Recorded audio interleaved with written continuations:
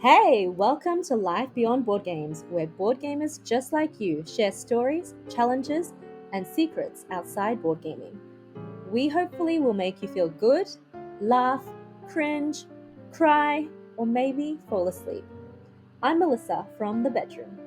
I'm Candice from Board Game Geek. I'm Stella from Meeple University. Eric is away this week, but he'll be back. He sends his love and his smart comments. And instead of fun facts, we're reading your comments and reviews. Here's one from Seth Hyatt. Great first episode. It got me thinking that another topic to cover would be how to best teach games to new players too. Just an idea. 5 out of 5. Thanks so much, Seth, for that comment. That's we love so your nice. comments. Thank you. That's so nice. And that is a great idea. We're trying to improve every episode and just make it a little bit better. Thank you for your feedback. Yes. Welcome to episode number 3. Who can you trust? We're talking about social deduction games today. Many people have played games like Mafia, Secret Hitler, Avalon, and some people love them, some people hate them, some people are pretty neutral. I think personally, I enjoy them. They make me feel nervous though. I don't typically like being on the bad team. But there are certain games like Blood on the Clock Tower where if I'm Trixie and I'm on the bad team, I feel so good. Like I feel like powerful. Like I'm winning an Oscar with my performance. I won my first game of Blood on the Clock Tower, would you believe? But my advantage there was I was in a group of 15 people and we were all strangers. So they didn't know, we didn't know each other's tells and signs. Yeah. So, it was kind of I kind of was a little bit more undercover, trying to suss other people out and, playing it coy. And that worked for me. Everyone was like, it can't be Melissa. She's so nice. Well, I know, Melissa, this is like an ongoing joke that Melissa does not want to play social deduction with me. I mean, we live in the same city in Melbourne, and I claim that I can tell if Melissa is bad. But so far, I mean, I don't know if I should tell you this, Stella. I don't want to give you an advantage. But so far, you have been correct. Every time you're like, oh, you're the bad guy, aren't you? I'm like, how do you know? That is crazy. You have, I don't know if I want to tell you this because it will reveal my secret, but I'm going to tell you anyway. You have that twitch on your face if you were the bad guy. That twitch on your face. So, what yes, twitch? I swear. It was what twitch? What twitch? I cannot control that's it. I can't reveal everything. No, I remember last time you were like, oh, there's a muscle on your face that moves. I was like, but my face is moving. The muscles in my face are moving. So what is it? Okay. So you've heard it here on Life Beyond Board Games. If you are playing a social deduction game with Melissa, look for the twitch, and then you'll know she's bad. But I try not to ruin your game. I promise. I try not to ruin your game. But then every time in front of everyone in that game, you're like, it's you, Melissa, isn't it? You're the bad guy. And it's correct. There was a game of Feed the Kraken, by the way. That was like Melissa is the bad. Like I wouldn't say it's the bad guy. It's like not in my team. Is probably the correct word. Like who's the bad guy? That's right. That's a better way to say it. Yeah. On different teams, one team is often bad though. Yeah. So what do you actually think about social deduction? Is it like, how does it make you feel? I mean, Candice has already mentioned it that if I'm on the bad team or, not really the wrong team, but the team that is considered the traitor bad, team. like Normally Avalon, it's like the traitor. Right? That's right. The traitor team. Not the good guys team. Yeah. Yes. I can't play social deduction game too many times in a row. I can play one because my heart would be pumping. Yes. Like, even though I'm in a not traitor team, especially I'm in a traitor team.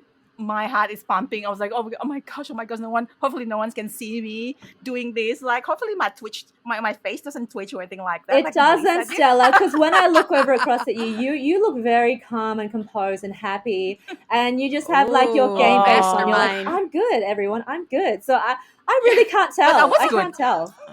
but that was good though, so you can't really tell. No, I think there is a thrill to being on the traitor side, especially I don't know. I think it's probably common for people to feel like a little bit uncomfortable, although I'm sure there's some people out there who love being on the traitor side. Oh, yeah. I think for me, just like I love, like, I do enjoy social deduction games because of just deduction is fun, figuring stuff out, and they're often you're on a team with other people. But I would say that I definitely prefer the blood on the clock tower style, where even if you have one like good team and one traitor team, there are different roles within them that are kind of interesting versus just like, oh, who am I going to pick for this mission? Not that there's anything wrong with Avalon or anything, but I prefer like the more interesting, like where we each have our own power, even though we might be on the same team that's or right. not. And Yes, like werewolf. if I remember correctly, with Blood on the Clock Tower, even if you get found out, I think you're still in the game, right? And you're still able to make comments. That's Yes. right. Yes. Yeah, if you get killed, you're a ghost. Yes. I think the downside of a lot of other social deduction games is once you're found out and you're eliminated by the majority of the team, then you kind of just more observing the rest of the game. That's correct. Yeah, like werewolf, and the long one, not the one night ultimate werewolf. That's quick in and quick out. So there's like different games as well. There's one that is based on like the role has got power, may have power, may not have power, and then there's things like quick in and out. And there's based on something like Murder in Hong Kong. What is it called? Deception, Murder in Hong Kong. Deception, Yes. Deception, Murder in thank Hong you. Kong. Yeah. I love that one. Now that one is, I think that one is the one that Tarrant likes the most.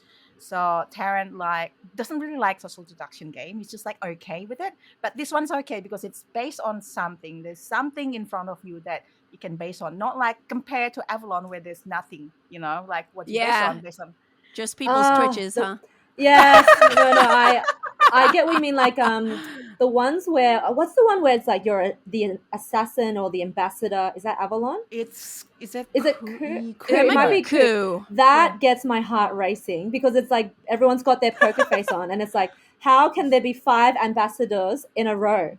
So everyone's like, I'm the ambassador, I'm the ambassador, I'm the ambassador. I'm like, oh my God, one of you is lying. That is, but I'm too scared to call you up on it. Yeah.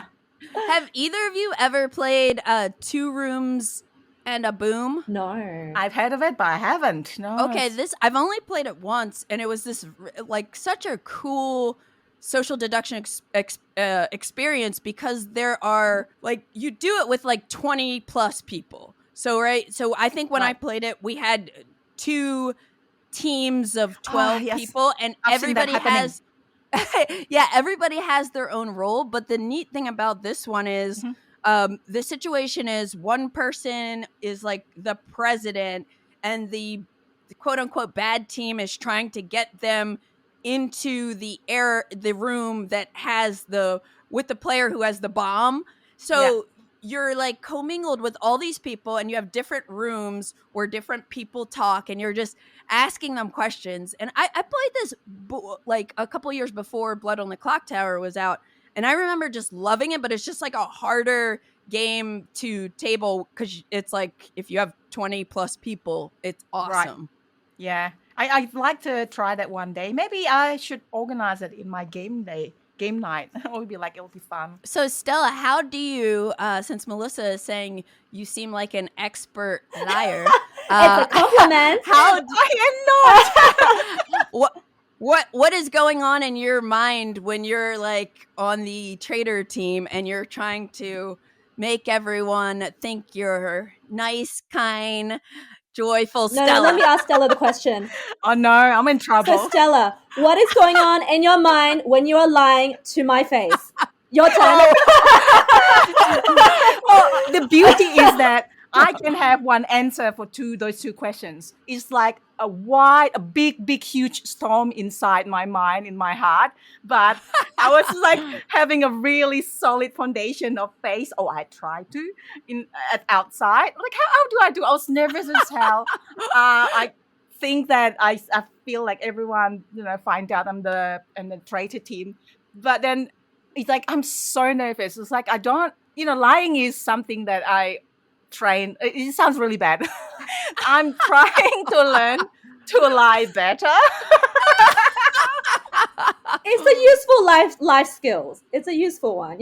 What's that stat? Yeah, I just did jury duty yesterday or last week, so I know I can read anybody now. Oh, So you can find out if they lie or not. Yep. Oh, I see. Yeah. Yep. Okay. I'm a pro now. No, there's that statistic that like people lie on average of X number of times a day. It's all white lies normally, Yes. but people do lie every day. It's true. It's true. But I don't usually lie, so it's just like lying doesn't make me. I don't know. It's just like it's something that I can play. I enjoy when I actually play. But if I play too many of, remember the last game, Melissa, I just left after one game. Yes, because I can't just it's handle. Intense. Yes, it's intense. The intensity. That's correct.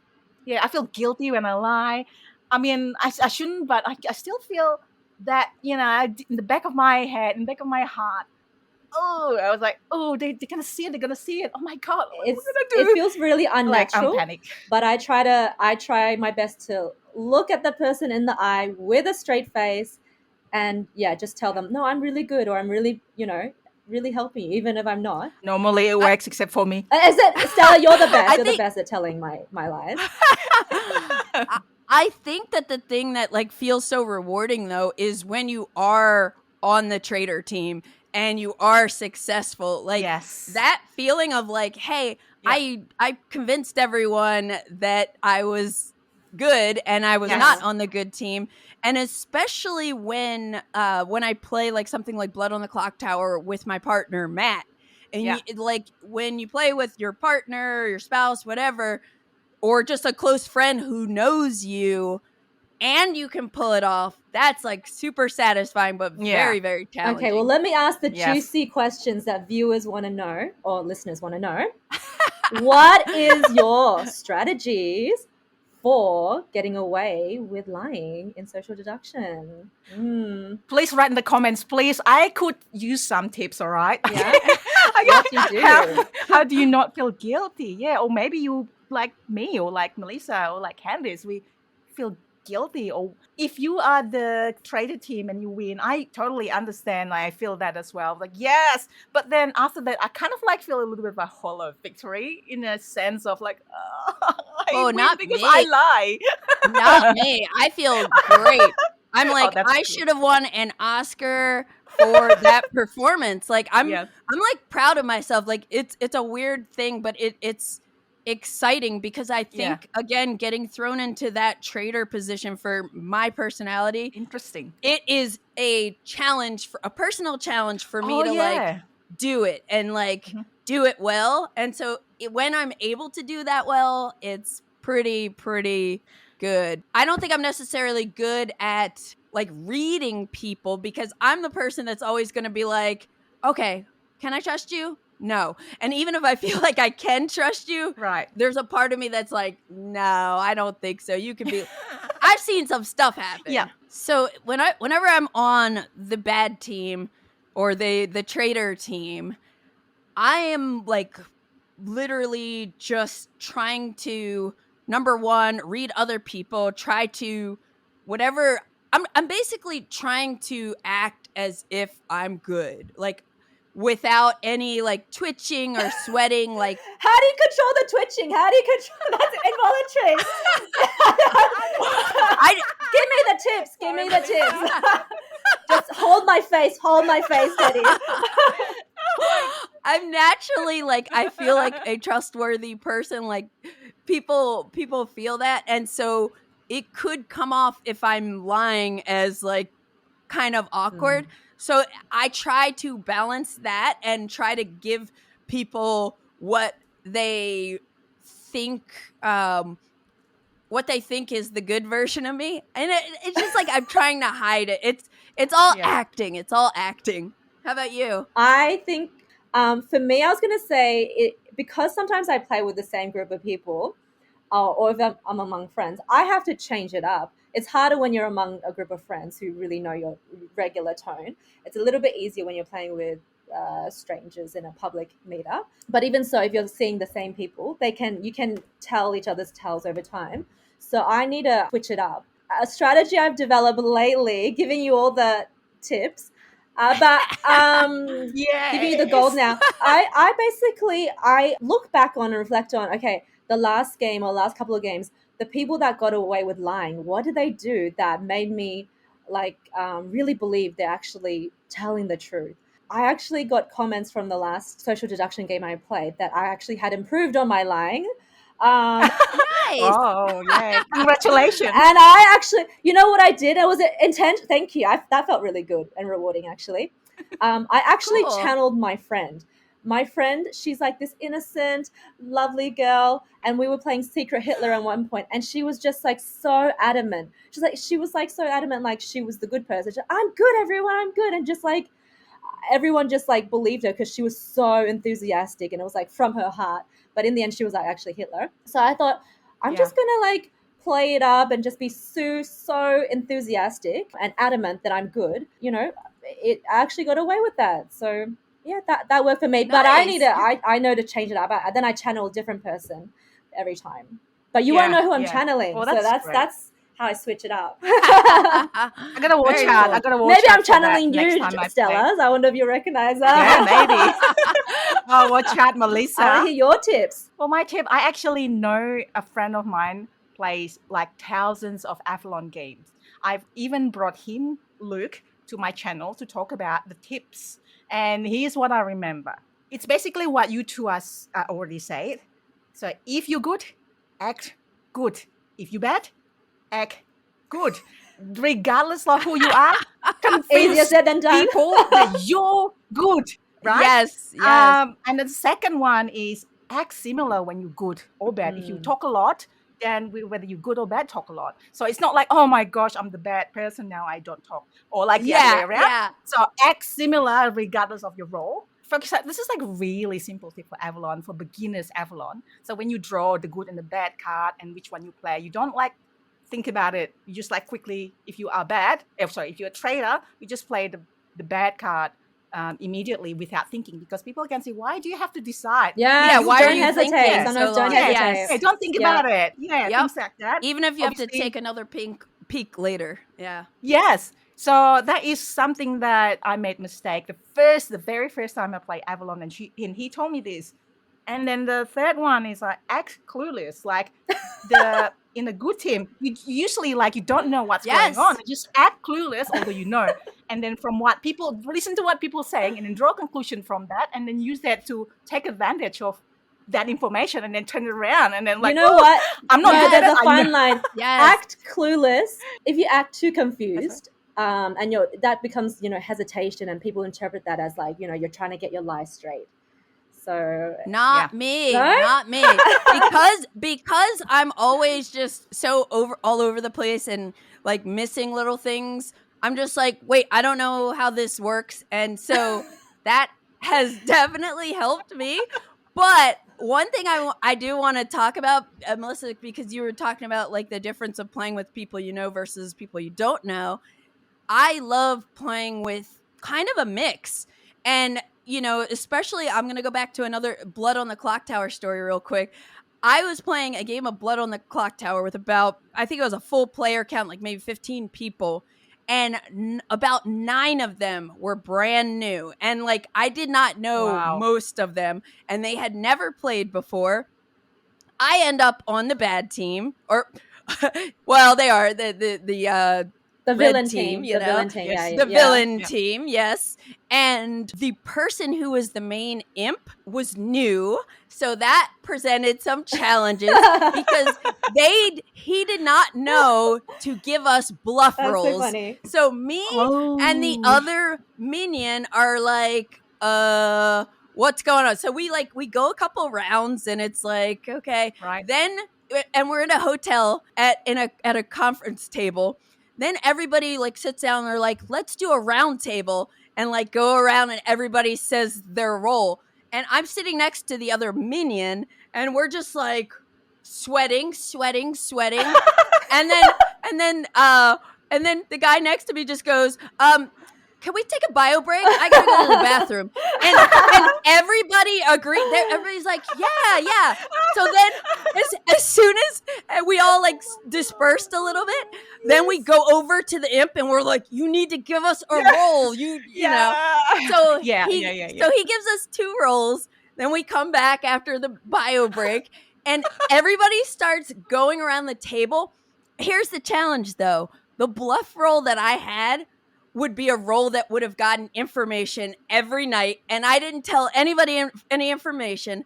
So I'm watching as it's coming. We're coming around the table and it's my turn, hearts racing. Yeah. And I was just like, I'm the empath, but you know, there was a lot of information floating around and I didn't want to I was like, I got information, but I didn't know if I was drunk or poisoned.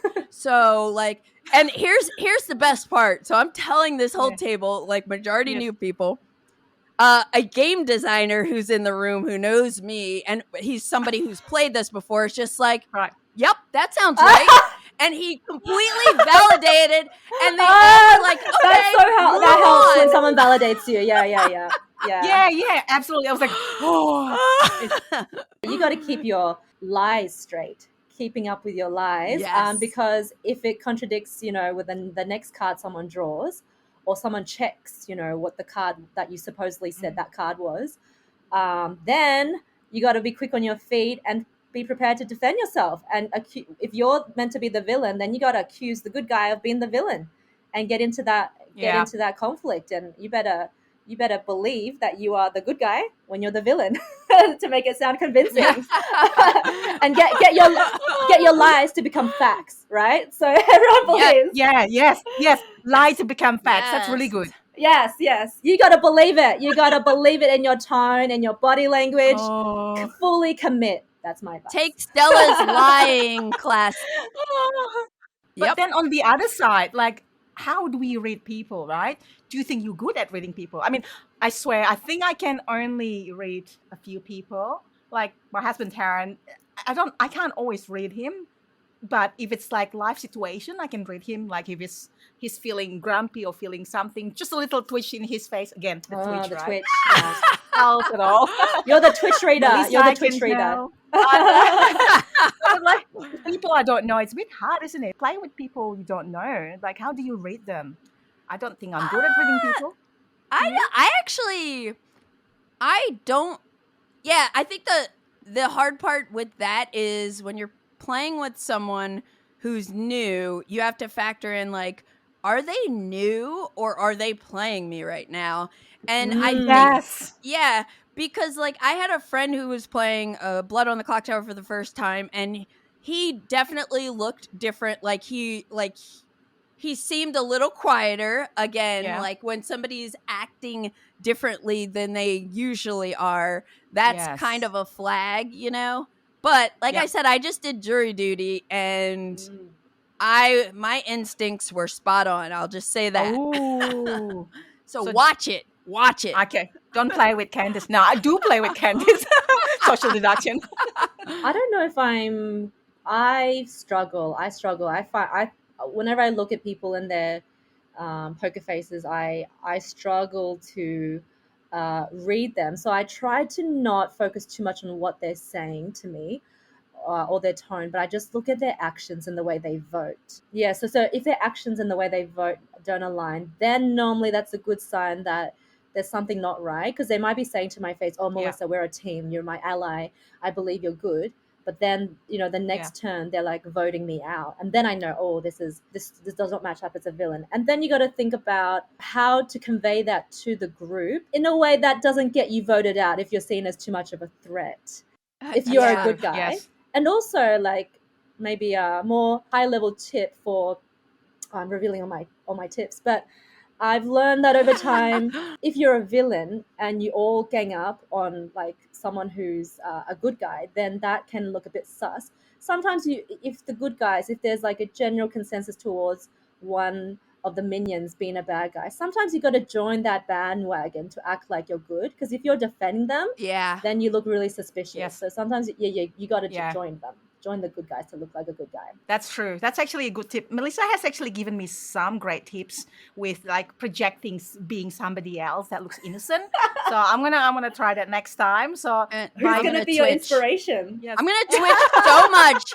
I'm just gonna start twitching, and so you'll never know if this is a real Twitch. Yeah, I'm just gonna twitch. Yeah, I'm gonna just counteract like the twitching all the time.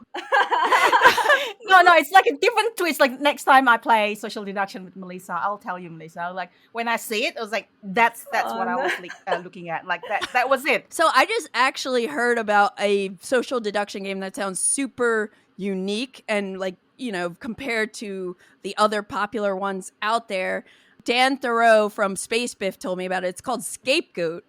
And I don't know if either of you have played it, but you're like a gang of criminal billy goats. The whole deal is it's a social deduction game where one person is going to be the scapegoat, but they don't know who they are. So everybody is constantly suspicious of everyone, and you don't know if yourself. I guess that's in a similar way to being like drunk in Blood on the Clock Tower. But yeah, everyone at the table is trying to like pin the crime on one unsuspecting player who is like randomly taken or randomly picked to take the fall, but that person doesn't know who they are, and it's just like this whole mismatch. So I've been really excited to try this one, and it's in print and not that much money, but it kind of just like flips this social deduction on your head, and you're like, am I bad? Or no, I think that person is, and everybody, you know,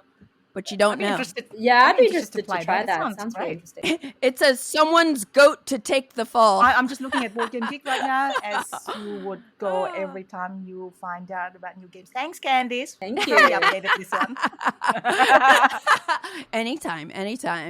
I want to share one story at Werewolves. This is probably not, it's adjacent related.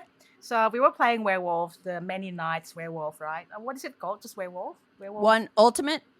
Yes, One Night yes, Ultimate that one. Werewolf? Wolf? Yeah. I've actually never played it as a whole side piece. I've never played Werewolf, any of them. There's one where you can play up to 100 players, something like that. This is hosted by somebody's the game master in a pub. It's a monthly thing. It was probably like 20, 30 people or something like that. It's a big game, or they even like split. So once somebody else is finished and the other ones start until they have enough people, then start a new game on the other side of the pub.